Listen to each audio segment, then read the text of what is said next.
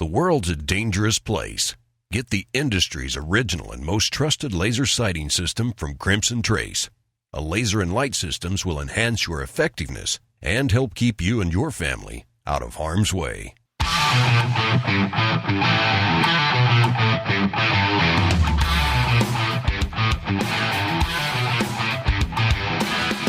Today on Tom Gresham's Gun Talk, a range owner offered his concealed carry training class to women with restraining orders against their abusers, and it filled up quick. Plus, how the media is reporting on gun rights. Call in now at 1-TOM-TALK-GUN or 866-825-5486. Now, here's Tom. I'll tell you what, you better put on your seatbelt. We have so much to cover today. Hey, I'm Tom Gresham. Glad that you could be here. There's just a lot of news happening. It's happening out in California, in Chicago. It's happening all over the country. We have a new Pew Research poll that actually contains some very disturbing information about America's views on guns, gun ownership, and the role of the government in keeping databases on gun owners. It points out that there's an awful lot of work still yet to be done. Actually, it's never over. In fact, I just did a bonus podcast. If you get the podcast, you'll be getting it this week. A piece that I wrote 15 years ago, and I was writing then that it's never over. This is a forever fight. We make advances, we lose a little bit, but we have to fight to hold on to what we have. But it's not like you say, well, we won that one, and then we could just give up because, hey, we won that one. Good. We're good to go. No, it will be forever. I have files. I have articles in my files written in the 1950s, titles of Turn In All Your Handguns. This has been going on for more than half a century, and it will continue.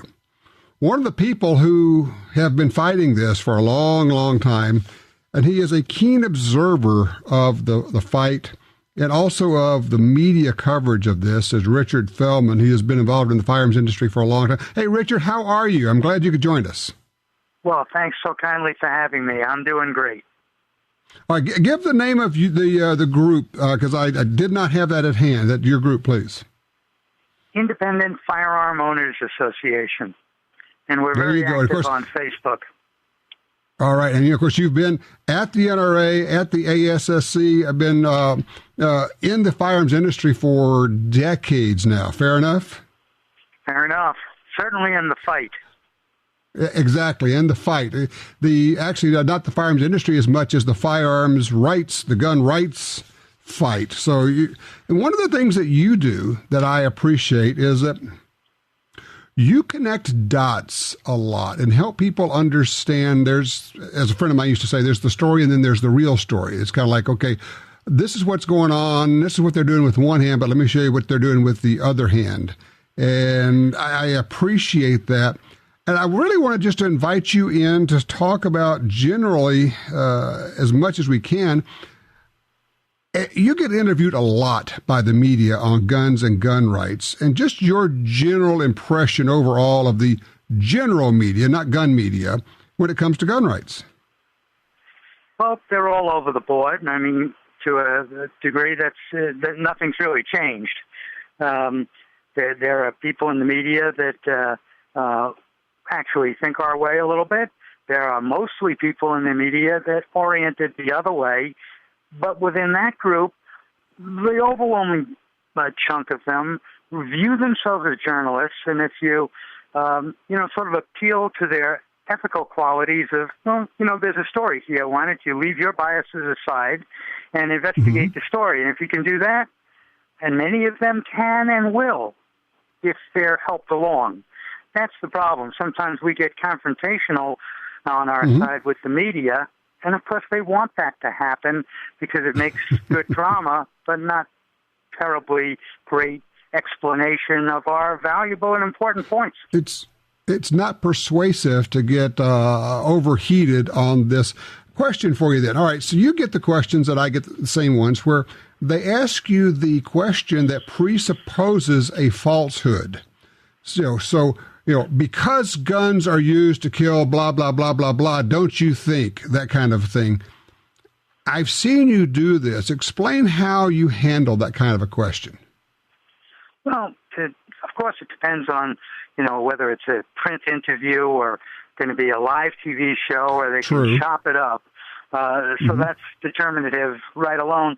But you really do have to take that step back and recognize that they've just jumped ahead and stop them and go back. That helps us take control of the interview as well as changing the direction of what it is we're discussing. I think you're probably referring to whenever they say the gun, I always say, it's never the gun. It's always in whose hands are the guns. And if they then accept that premise, we start talking about the people who misuse guns, and that's, after all, what all of us in the gun community have been saying all along. It's not us. Yeah, we own guns, but we're not the problem. It's a distinct group of several different groups of individuals that each need different strategies, some more, some less complicated to deal with. But if we don't even deal with the problem and we talk around it, which I think a discussion about guns is going around the problem of those who misuse guns. So we'll never deal with the problem. We certainly can't solve it if we don't even talk about it.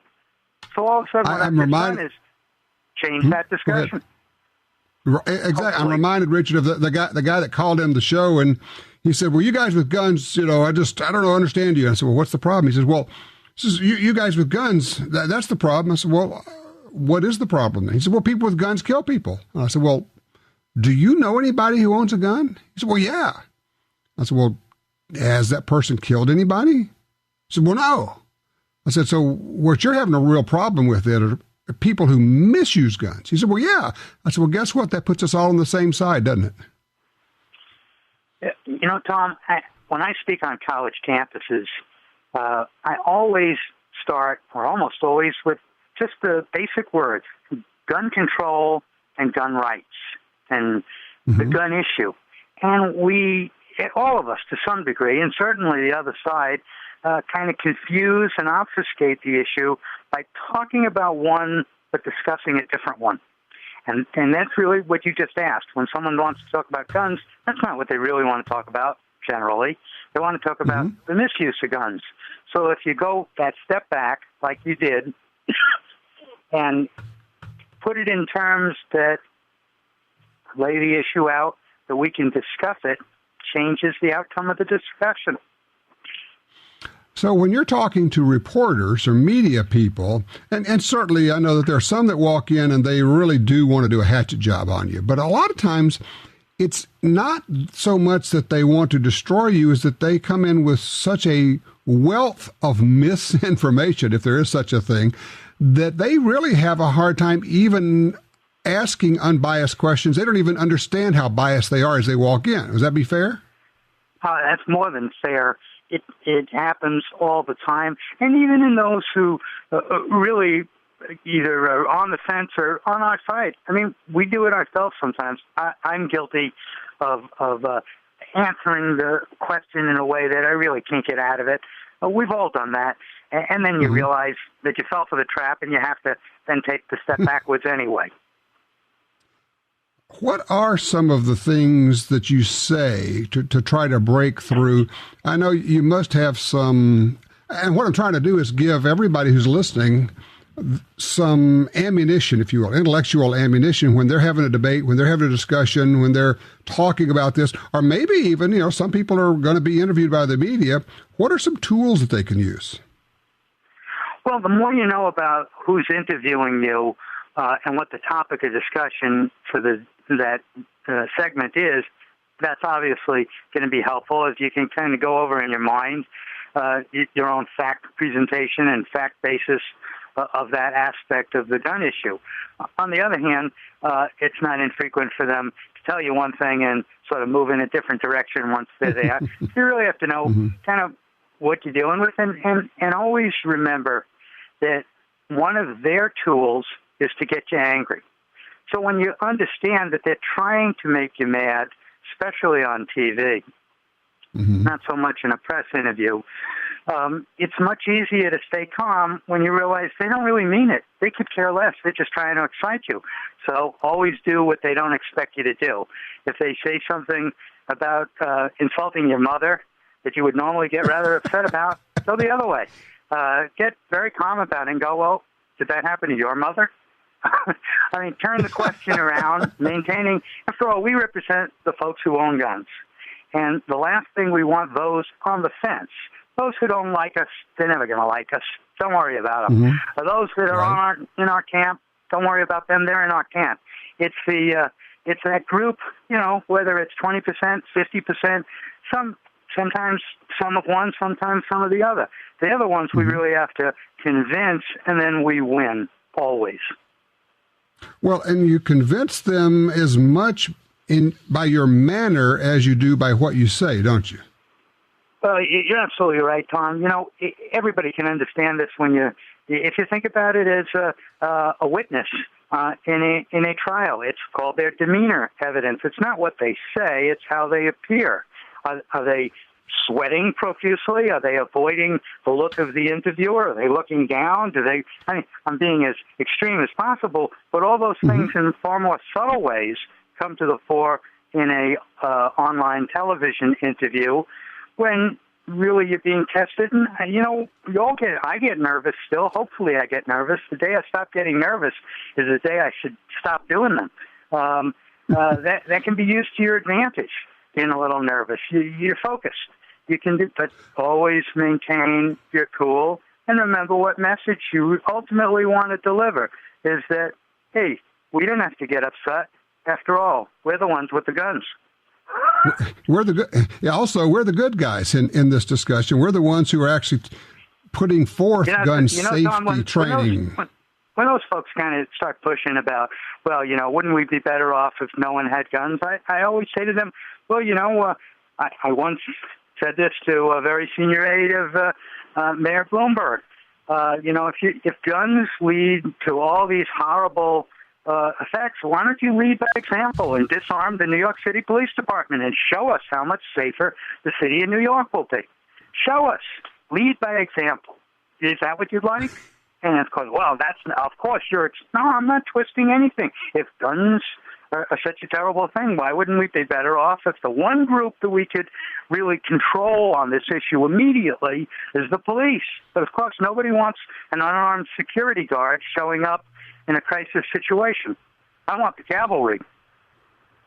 Well, exactly. And, of course, we understand that the police are good and they try to be there, but they're not going to be there when you're attacked, almost never. So you have to take care of the situation until they arrive. It's kind of like having a fire extinguisher that you use to fight off your kitchen fire while the fire department's arriving. It doesn't mean that you just sit back and let it burn. You take care of the situation as best you can.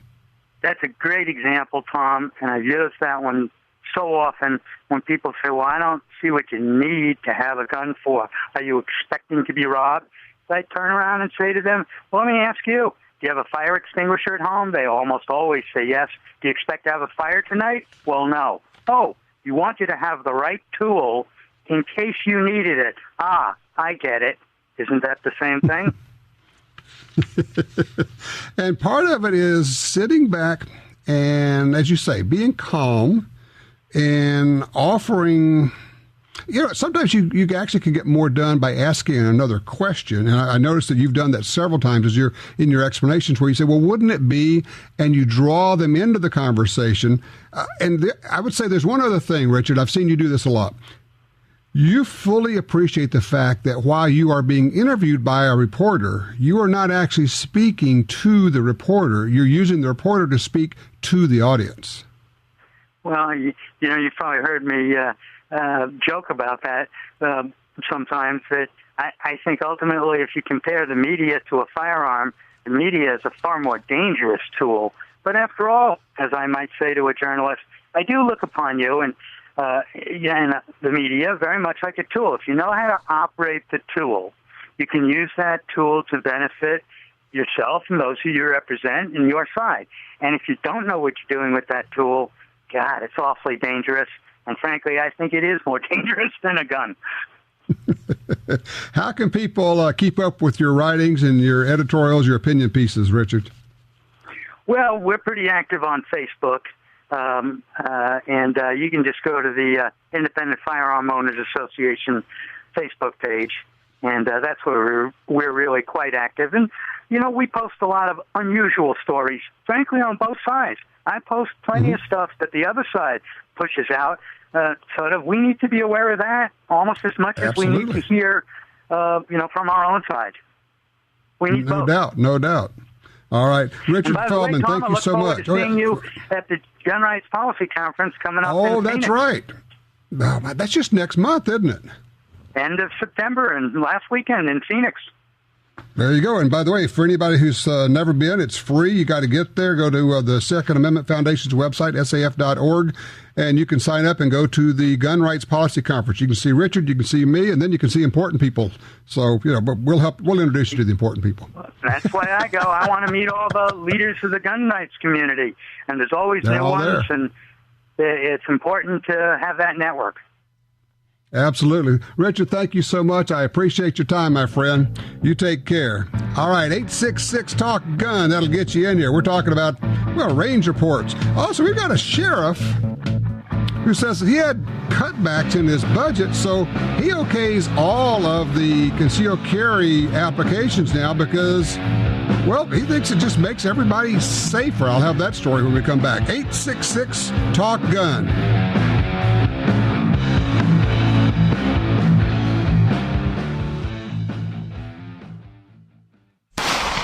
Crossbreed Holsters is broadening our product selection to serve more of your concealed carry needs. With products handmade in the USA, like the bedside backup, gun belts, and of course our world-famous Super Tuck and Mini Tuck holsters, we understand what works, and we take pride in providing you with a quality product. At Crossbreed Holsters, we live and breathe concealed carry. We make and sell products that we believe in and products that our customers love. To see more, go to crossbreedholsters.com. That's crossbreedholsters.com. The Ruger LC380 is the perfect pairing of the award-winning LC9 pistol and the popular .380 auto cartridge. The LC380 is the same size as the LC9, yet offers reduced recoil, making it Ruger's lightest recoiling personal protection pistol yet. It features a dovetailed high-visibility 3-dot sight system, 7-round magazine and finger grip extension floor plate, manual safety, and loaded chamber indicator. The Ruger LC380, another rugged, reliable firearm from Ruger. Experts agree that the low-range variable rifle scope is best for most situations. Now, Trijicon offers a stunning 1-to-6 power variable in the AccuPoint line. Featuring a battery-free illuminated reticle, superior glass clarity, and rugged construction, it's the one scope you need for hunting and competition. Long eye relief, aircraft-grade aluminum housing, manual brightness override. See the 1-to-6 power AccuPoint at Trijicon.com. Trijicon.com. You're at a gun store and your phone tells you about hot deals. Want to know about special offers? No problem when you have Gun Dealio, the free app for your smartphone. Gun Dealio delivers the latest deals on guns, ammo, and extras direct to your phone. Don't overpay for your shooting gear. Get Gun Dealio. It's free at the App Store and Google Play. Trigger the deals with Gun Dealio. GunDealio.com.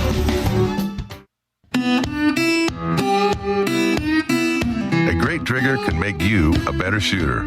For over 60 years, Timney triggers have been trusted by hunters and shooters everywhere. Timney triggers are proudly made in the USA and come with a lifetime warranty. Installation is easy. Give yourself the Timney Trigger advantage. To see more and order online, go to timneytriggers.com. That's TIMNEY triggers.com.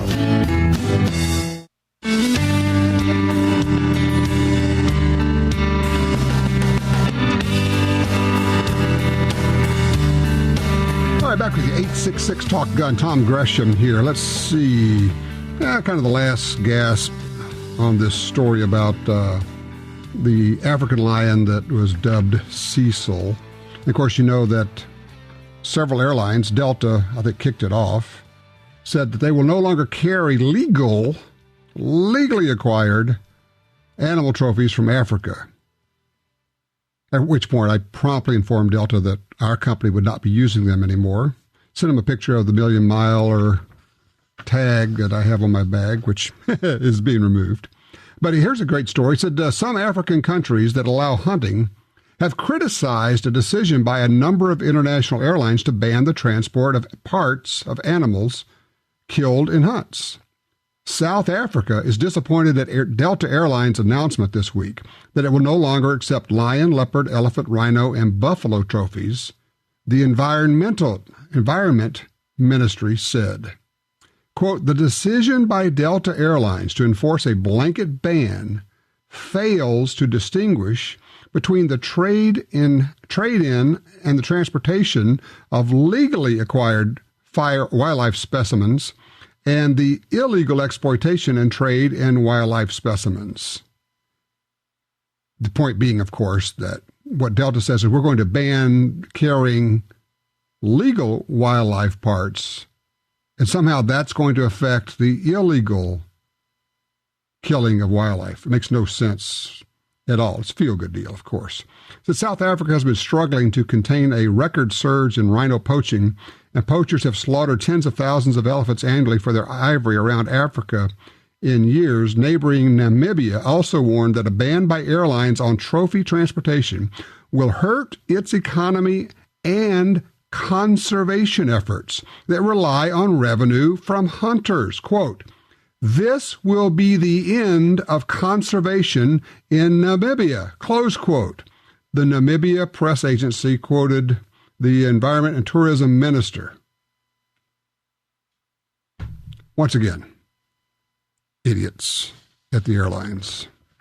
All right, Sacramento County Sheriff Scott Jones and his staff approved 95% of the concealed carry permits they received. The reason? Jones says it has a lot to do with department budget cuts. In 2010, he had to cut 340 positions from his department. Quote, we became very concerned that we couldn't keep people safe, which is our mission. Residents no longer need to have a justifiable reason to get a concealed carry permit. One of the assembly members says, well, this just doesn't make sense. He says we have 15 times more permits now.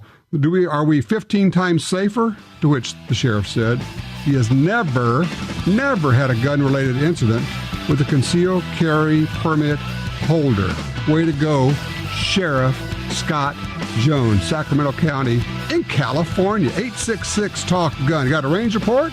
Question, comment, or you just want to yak a little bit? Give me a holler. 866-TALK-GUN.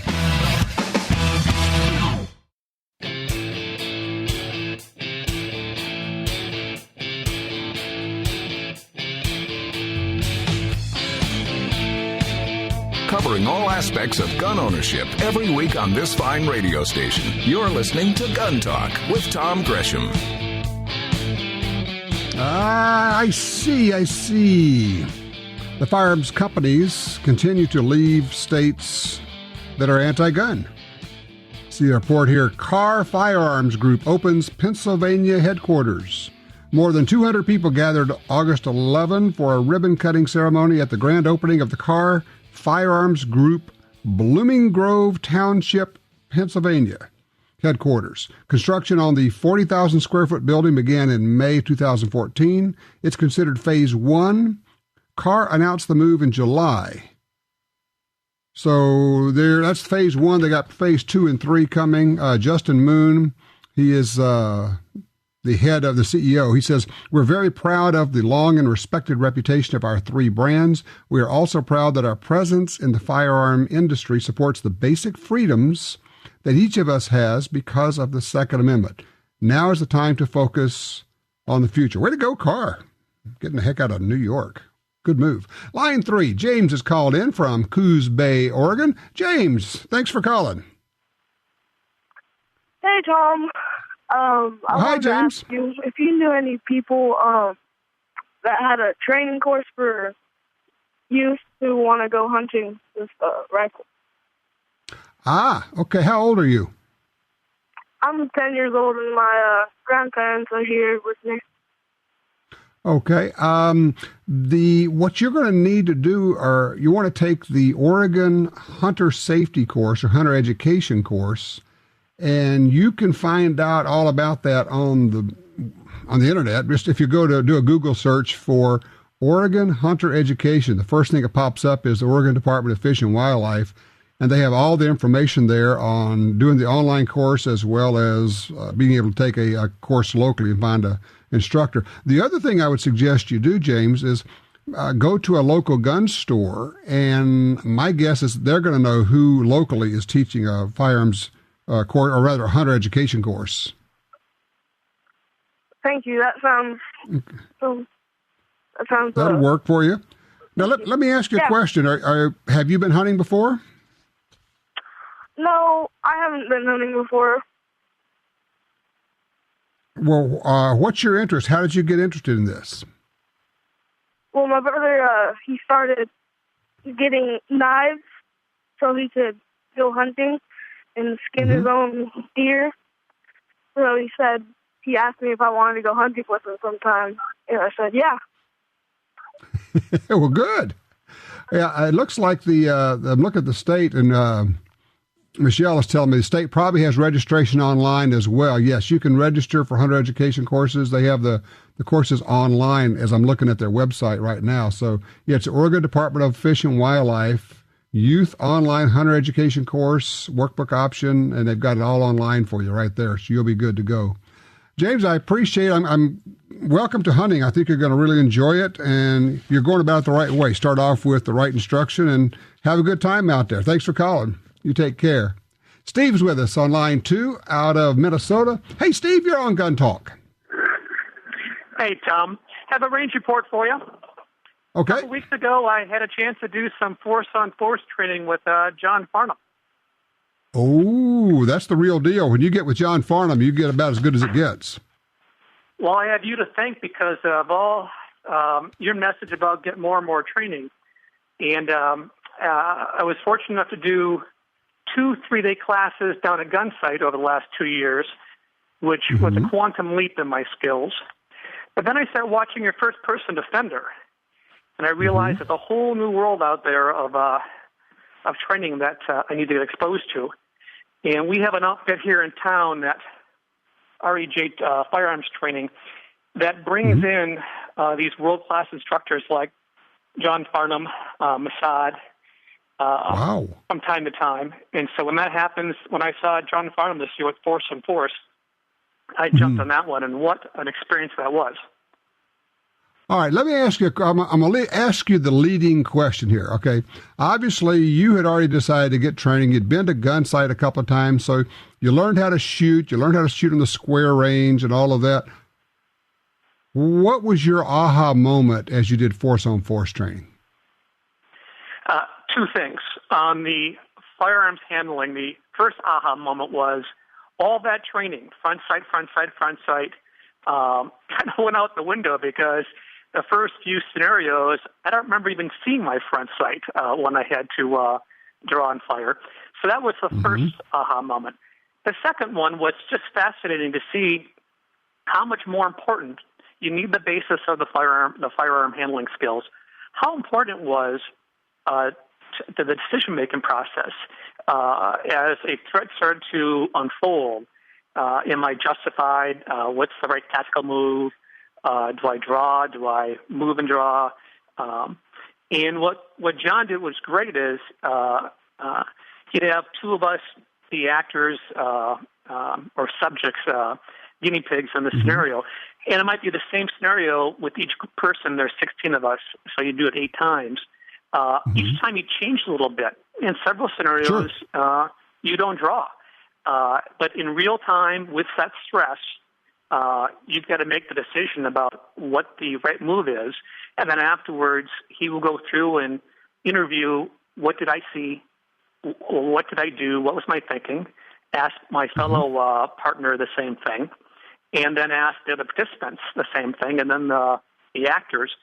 And it was a couple of scenarios. We all had very different interpretations of what just happened. Yes. Strange how that happens. You're going, wait, no, I never saw that other guy with a gun. Yeah, well, there was another guy with a gun. You're going, oh, wow, I never saw that. Exactly. But it was so valuable just watching others in that same scenario, never knowing what's going to happen, some variation. So from this point, I definitely see the need for even more force on force. First, it's a hoot. Yes. But it's so educational and really gets you thinking. I got three things for you. One is, of course, you've heard me say this before. The two things we hear from everybody is, number one, I never thought of that. You hear that a lot. And the other is, it all happened so fast, right? Yes. Yes. Okay. The other one I'm going to pass along to you. Slow that down. Yes. The more you do it, the more you can slow it down. It's called stress inoculation, where it's just, okay, that stuff's going on, but I know how I can problem solve in the middle of all this because I've been here before. The third thing I'm going to pass along to you is we're finding, because we're shooting the third series of First Person Defender right now, the third season. And I'm asking everybody, did you see your sights? And almost no one saw their sights. But if they had a laser, they all say, I saw the laser on the bad guy. And I'm having my aha moment, like, okay, I am slowly getting this, that you are, in fact, going to be looking at the threat. You're going to stare at this guy who's trying to cut your head off or whatever it is. And everybody who had the laser just put the laser on it and went to town. So just kind of pass that along. Just pass that along, because now that you've been there, you realize, I'm just going to be looking at this guy down there, and it takes a monumental effort to try to get your sight, your vision, that is, to go from this bad guy and what he's doing out there and pull your focus back to the front sight. That's not easy. Steve, I appreciate the call. I appreciate the range report. It's absolutely wonderful. For those that have not seen it, he's talking about our First Person Defender video series. It is free. If you want to go watch it on YouTube, just go to YouTube and look up First Person Defender. If you say, I don't want to do YouTube, that's okay. We made it available on DVD. If you want to get the DVD set from the first season, it's available at shopguntalk.com, and you can pick that up. But it is force-on-force training, and as Steve said, once you get it, you suddenly get it. 866-TALK-GUN.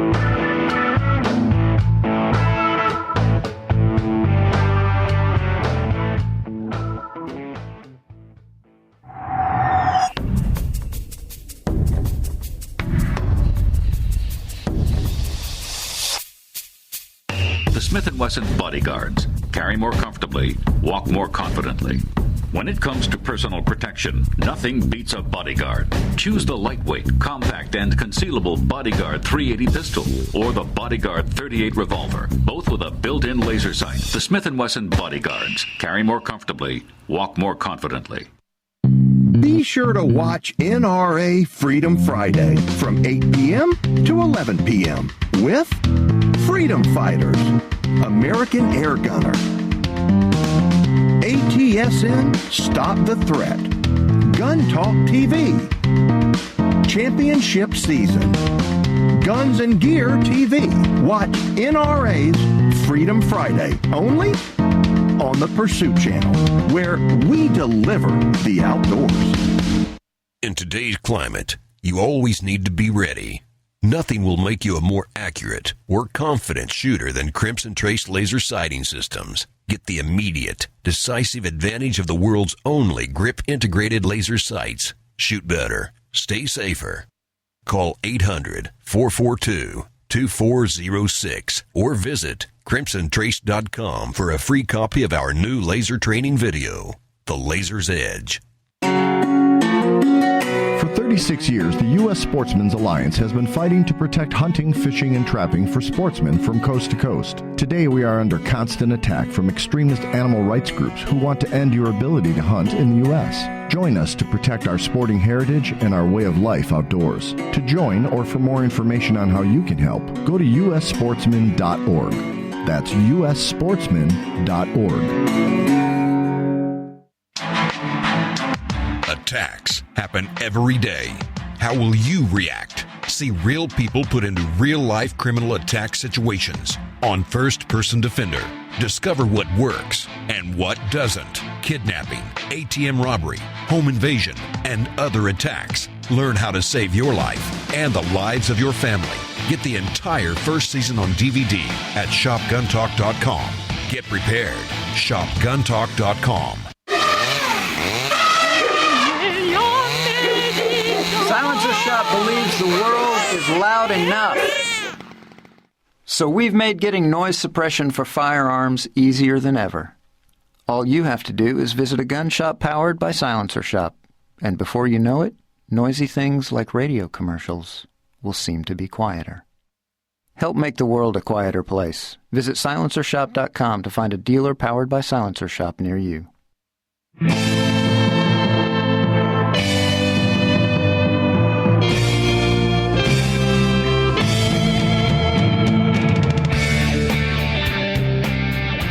All right, right back with you. 866-TALK-GUN. If you'd like to shoot me an email, tom@guntalk.com. Of course, we're still have our giveaway going on. In fact, I've had people asking me all about this. This one has people excited.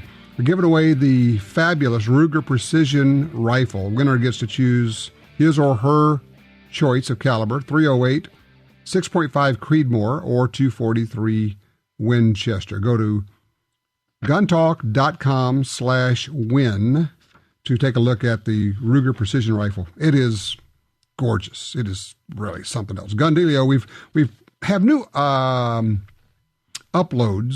updates, I guess, for both the Android and the iPhone version of your Gun Dealio app. If you don't have it, I just got 2 emails this morning from people who say, hey, man, I was saving money. I went into the store, got this alert, found out about a new deal with Loophole Scopes, found out about this, really like it. I'm using the Gun Dealio app on my phone to listen to the podcast of Gun Talk. For the first time, I'm able to listen to the after show. And I also look at your videos with the Gun Dealio app. So it's Gun Dealio, GUNDEALIO, Gun Dealio. Go to, Google Play and the App Store, depending on which type of phone you have. Let's go to line 1. Joe's with us out of Allentown, Pennsylvania. Hello, Joe. Hey, question for you. I built an AR from the ground up, and then after building it, I was kind of short on money, so I threw a 3x9 scope. It's a Redfield Revolution on it. 100 yards, I'm shooting about an inch group. 16-inch barrel chambered in .223 Wild. My buddies are making fun of me because I have a scope on a 16-inch barrel. What do you think? Scope or a red dot? How far do you want to shoot? That's up in the air. I like shooting at 100 yards, but I've always been told ARs are more of a 50 yards and under. Oh, the only people who say that don't know anything. Anybody that tells you that, stop listening to them immediately, because you're dealing with an idiot. Or at least, to be charitable, the very uninformed.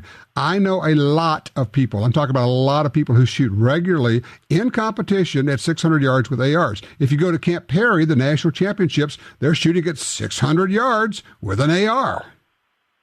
That's nonsense. Barrel length really doesn't have that much to do with anything. Oh, really? It really doesn't. No, a longer barrel is going to give you a little bit more velocity. You'll pick up something like 25 feet per second per inch. So if you went out to 18, 20, 22 inches, you get a little bit more velocity. But honestly, it's immaterial. With your rifle, if you're shooting 1-inch groups at 100 yards with that rifle, you can shoot with that rifle and that scope very easily out to 500 yards with no problem. Okay. You can also, shooting with your scope at 3 power, you can shoot at 50 yards if you want to. And then if you want to, you can always pop it off and use iron sights if you want to do that. So there is nothing wrong with what you have set up right now. That is a fine setup with an AR with a 3-9 scope on it. If you want, now you know what some people do? They'll take a little red dot, the little bitty guys, and put it on the rifle with a 45-degree mount. So you can, when it's on your shoulder, you can cock the rifle over to the side 45 degrees, and now you have a little red dot sight if you wanted to shoot up real close, like 15, 20 feet. And a lot of times the people shooting competition will do that. But look, don't let anybody make you feel bad about your rig. You built it. It's shooting really great. Take pride in it. Rather than pour more money into the rifle, at this point, I think I would pour more money into ammunition and run it through your rifle. If and only if and when you decide this scope combination is not what I need, then consider changing optics. But if as long as it's working for you, do it.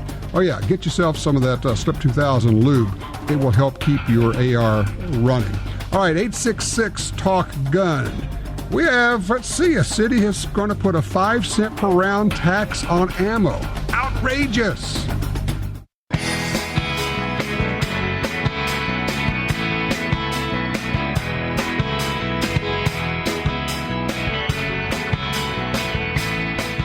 I got an email from Amelia in Kentucky. She says, "Hi again, Tom. I just listened to last week's podcast. I love the first-person defender series, but it's really hard to find specialized firearms training in my area. Another option, which I have found several locations across my state, is Krav Maga, real-world self-defense." This is from Amelia, understand. "I've been going for a few months now, and it has really changed my perspective. As you said in your show, you think you know how you're going to react, but you really don't know. At Krav, we go through a lot of what-ifs, and it's very intense training from the start. You can train to be safe even without a firearm, and every bit of training is valuable. Krav Maga is a great program, suitable for all people of all ages. I'm loving it. Hopefully, I'll be able to find some good firearms training soon." That's from Amelia. Good for you, Amelia, taking charge of your own security, your own safety. And I'm here to tell you, martial arts is martial arts. Gunfighting is just a martial arts with a gun. And if you can get training like this in Krav Maga, it will help you in everything in terms of reaction, movement, defensive. Sometimes you can't get to a gun. Maybe you don't have your gun. Why would you not do all that? Besides, it's good physical training for you anyway. Okay, there you go. Let's see here. Oh, line 3. Henry's with us out of Sun Valley, California. Henry, you're on Gun Talk. Hello, Tom.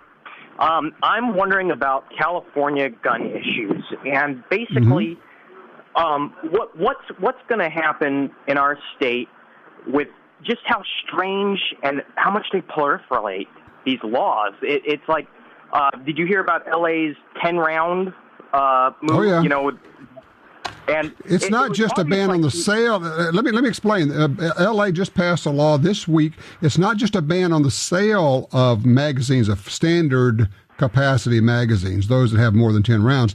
It is a confiscation order, which says that after 60 days, you must get rid of it, turn it in, sell it, get it out of the state, but you can't have it. It is a confiscation order. And to all those who say, "Oh, we don't have gun confiscation here," nobody ever wants to take those away from you.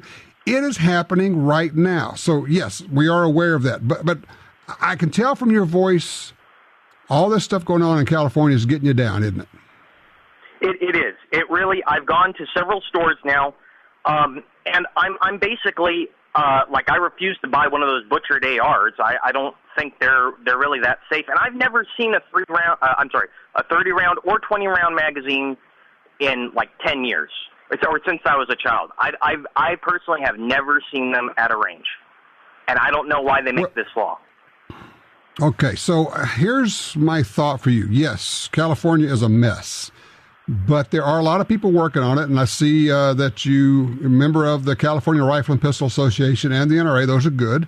Are you active on, or do you go to the CalGuns website? No. But I am familiar with the website, so go start getting onto that forum, huh? I would very much get on there, because what you'll do is you're going to make connection with people who are actually in the fight. They're doing things. They're actually making headway. It's calguns.net. There's another website I would suggest you take a look at. It's calgunlaws.com. And that's Chuck Michel's website. He's an attorney specializing in gun law there. It just filed an amazing lawsuit. You got to read about this. And he basically is charging some of the officials in California with everything up to and including RICO. That's racketeering, RICO statute stuff, where you can get triple damages. They took a guy's gun collection worth $700,000 and illegally and secretly destroyed his entire gun collection. The value now, they say the cost to him is something like $4.5 million. And with RICO, you get treble damages. We're looking at $15 million. To find out more about that, look at calgunlaws.com. All right, when we come back, we're going to be talking about ammo and bullets and what's new, what's going on there. You do not want to miss this. 866-TALK-GUN.